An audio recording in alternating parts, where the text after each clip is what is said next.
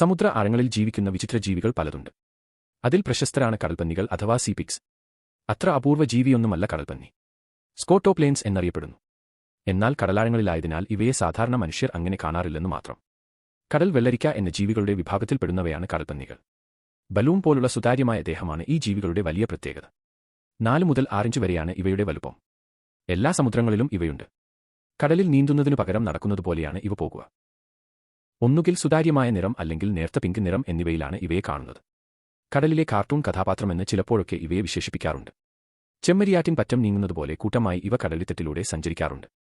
കടലാഴങ്ങളിലുള്ള ഉയർന്ന സമ്മർദ്ദത്തെ അതിജീവിക്കാൻ കടൽപ്പന്നികൾക്കാകും. എന്നാൽ ജലോപരിതലത്തിൽ എത്തിച്ചാൽ ഇവ പൊട്ടിച്ചാകും. സമ്മർദ്ദത്തിന്റെ വ്യത്യാസം കാരണമാണിത്. കടലിലെ ചത്ത ജീവികളെയും അഴുകുന്ന വസ്തുക്കളെയും ഭക്ഷിച്ച് ജീവിക്കുന്ന സ്കാവഞ്ചർ ഗണത്തിലുള്ള ജീവികളാണ് കടൽപ്പന്നികൾ. കടലിന്റെ അടിത്തട്ടുകൾ ശുചിയാക്കുന്നതിൽ ഇവയുടെ പങ്ക് വളരെ വലുതാണ്. ഈ ജീവികൾക്ക് കടലിൽ ശത്രുക്കൾ വളരെ കുറവാണ്. ഇവയ്ക്ക് രുചി കുറവായതിനാലും തൊലിയിൽ വിഷം നിറഞ്ഞതിനാലും മീനുകൾ തിന്നാറില്ല.